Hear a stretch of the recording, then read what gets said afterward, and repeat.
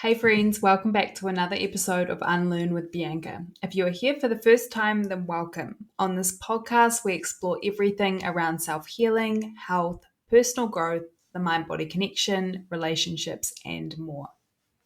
Hey beautiful people, welcome back. Today's episode is going to be a quick one. We are going to cover emotions, and I'm going to break this topic down into two parts and just do part one today. I really want to cover some misconceptions that I feel like many of us have around emotions. And then on part two, I'm going to go through how to actually begin to process emotions through breath, through movement, and self-soothing. I was really inspired to speak on this topic because I've been taking my self-sourced ladies through sessions, actually 2 sessions on emotions, because for us as humans to fully step into our power, to really celebrate the highs and embrace the lows, and just to have the full experience, we need to get comfortable with understanding and exploring our emotions. And I'm sure you guys agree with me, I honestly think we are heading into this era, this time period where emotional intelligence is going to be the highest form of currency. I think more and more people are starting to wake up to the fact that we need to prioritize our emotional health, our mental health, just as much as we prioritize our physical health or how we value appearance and external things currently in society. Like that is changing, and more people are understanding that having good emotional health and in a landscape where you understand your emotions, this is key to living a good life. So, what is emotional intelligence? Let's start there. Someone who has a high degree of emotional intelligence, they can identify emotions in themselves and they can also identify emotions in others. They are able to regulate their responses and their reactions, and they see emotions as guidance. Okay, we're going to touch on this one. They also have empathy and understanding to those around them. And when you can access more empathy and understanding to other people, of course, that in turn means that you have more meaningful relationships, you can communicate better, you foster stronger relationships, and relationships are at the cornerstone of our health and happiness. So I'm already sidetracking here, but our emotional health, not only does it impact ourselves, but it also is so fundamental in the relationships that we have in life. So I'm just going to jump straight into it. As I said, today is going to be a brief episode. I'm going to plant a few seeds, and I really want you to think about how you currently relate to your emotions and start to get curious, because this is step one. So I'm going to take you through some misconceptions or commonly held beliefs that people hold about emotions. These are ones that I've heard from my clients. These are ones that I've worked through myself, and they're really common. Okay, the first one, this misconception, this belief people hold is I shouldn't be feeling uncomfortable emotions, such as anger, jealousy, sadness, etc. People have this view that there is no room for negative, quote unquote, or uncomfortable emotions. I've had people tell me that it feels easier just to avoid the uncomfortable emotions because if you open up to those ones, it can be like a floodgate.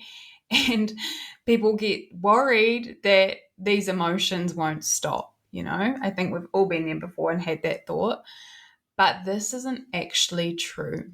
It's that whole mentality of just be positive vibes only, which, if you're anything like me, you can feel when somebody is actively trying to ignore other emotions and just show the positive stuff.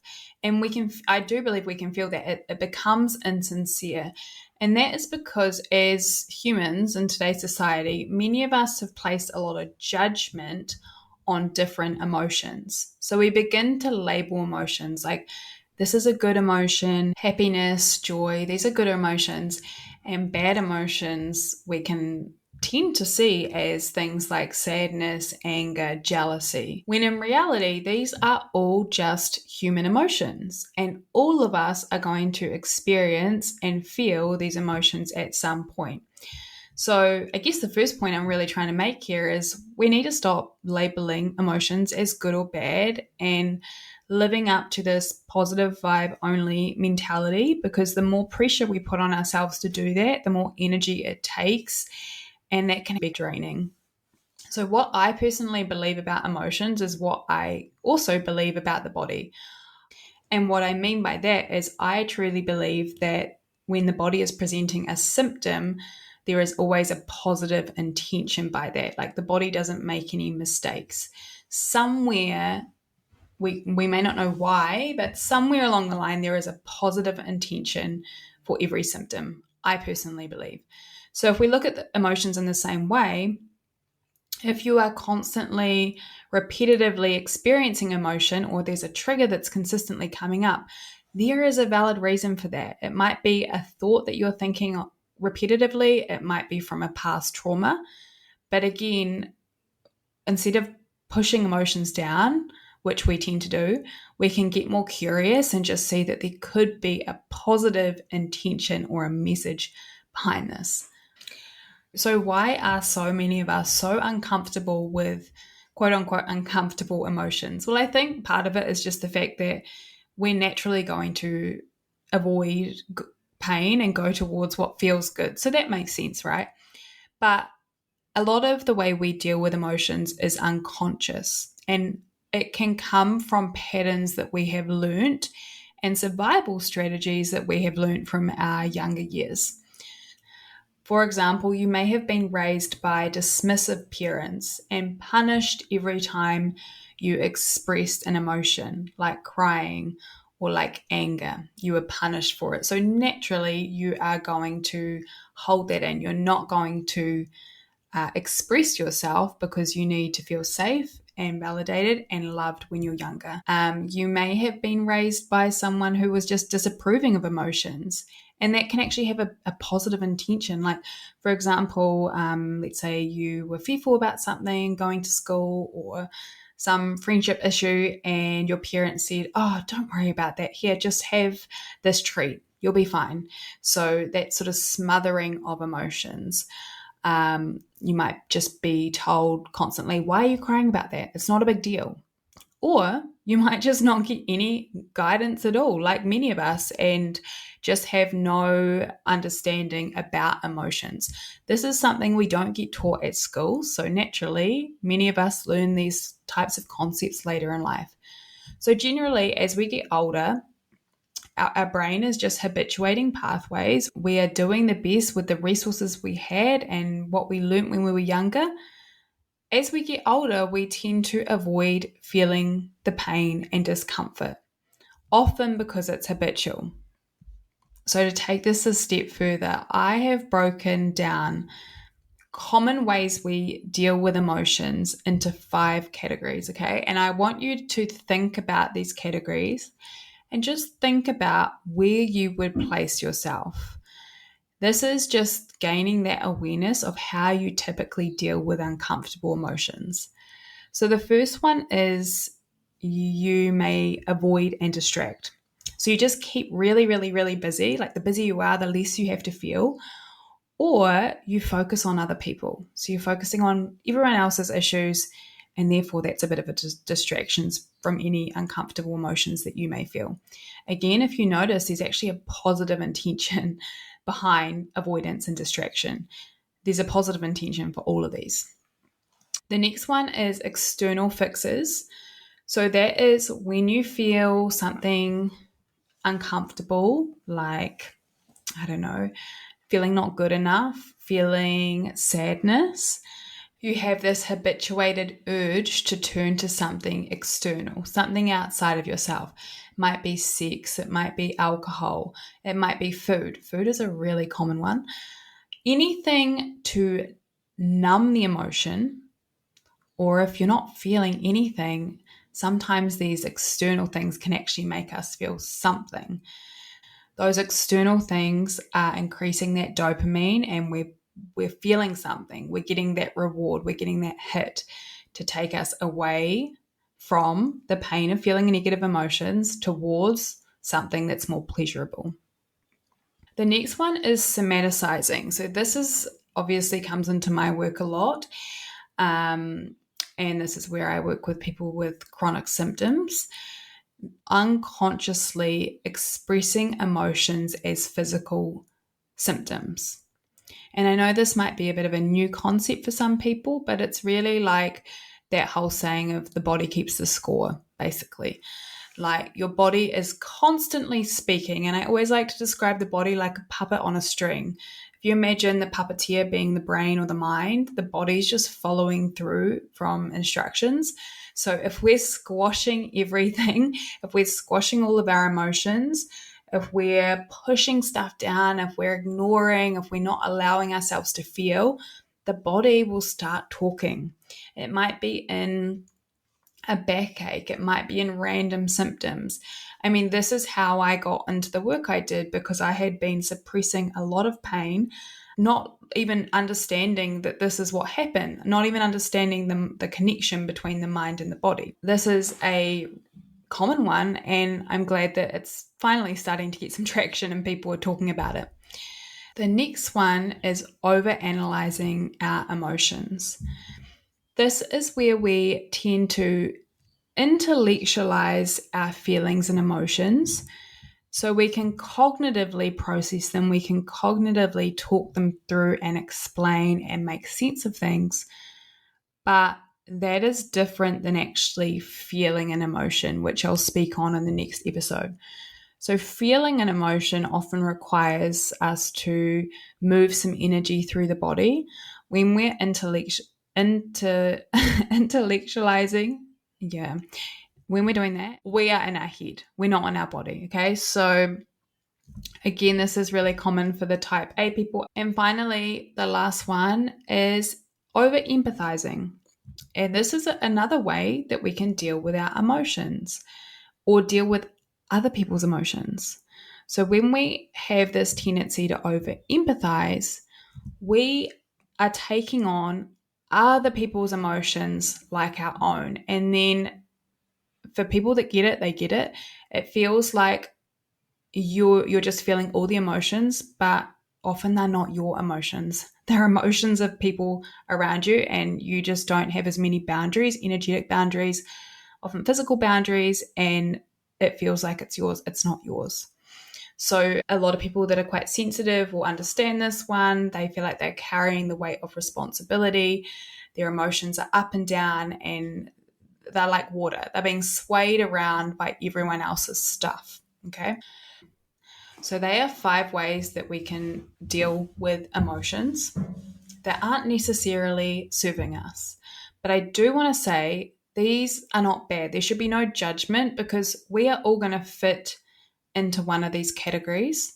This is really about thinking what is my signature way of dealing with emotions?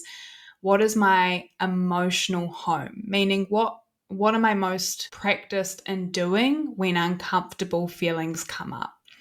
So the next misconception or beliefs about emotions is that I should just let emotions drive me, which is also not so correct. So you might think, okay, cool, it's good to feel emotions and I'm okay with feeling emotions. Therefore, I'll just let in all emotions and be driven by emotions. Well, I don't agree that this is necessarily true either, because if we are operating in that way, then everything becomes overwhelming. And again, we're just sort of dragged around by life and everything external to us. So, one question I ask my clients when something comes up is this emotion or are these thoughts, are they useful in this moment or are they not useful?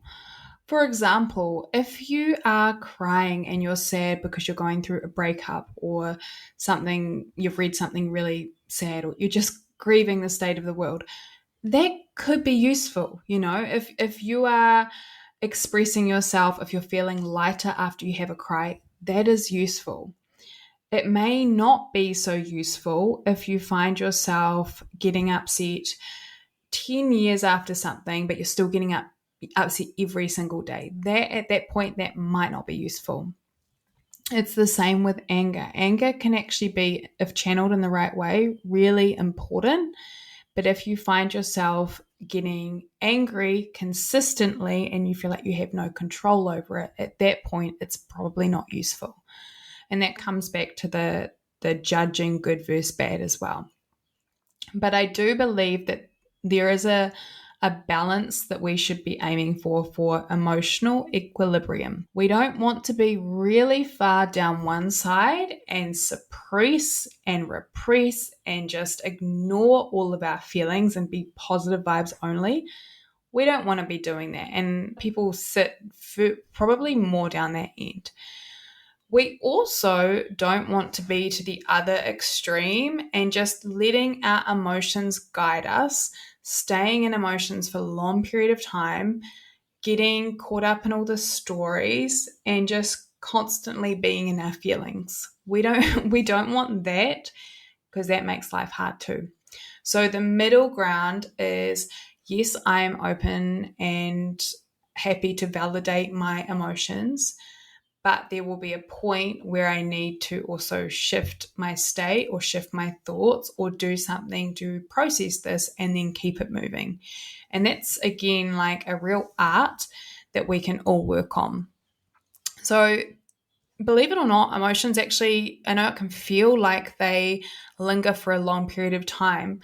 There's something called the 90-second rule. And there was a Harvard brain scientist called Dr. Jill Bolt Taylor, and she said that when a person has a reaction to something in their environment, there is a 90-second, yes, 90-second chemical process that happens in the body. That is the experience of emotion.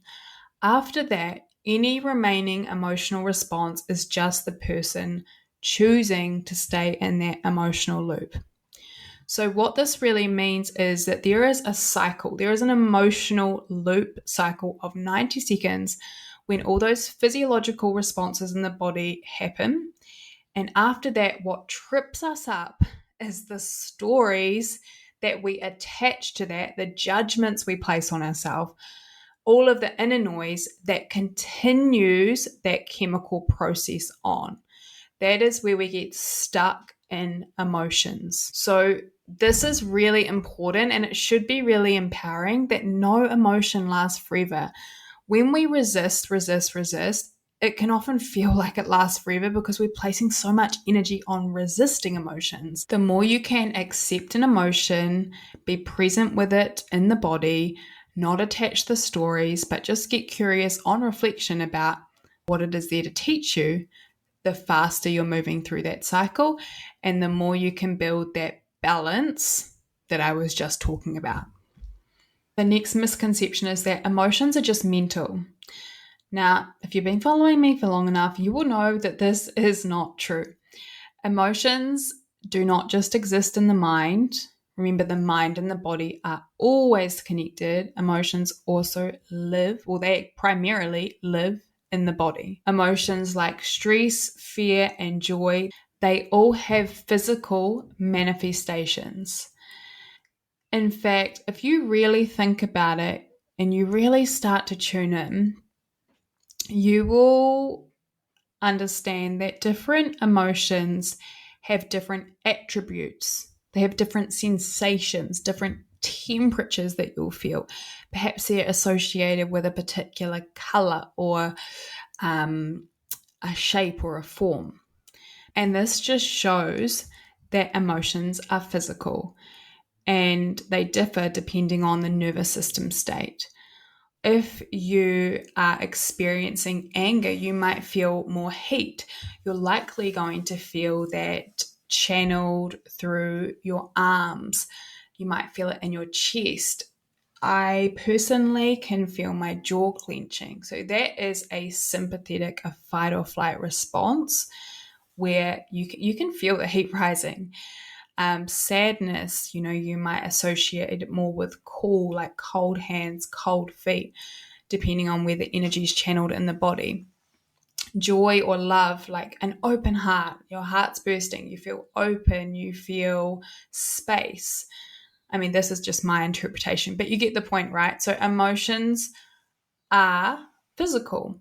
And that is why we are missing such a big piece if we're trying to deal with illness just from the mental level. We want to also really take into account that emotions are processed and have a chemical reaction in the body.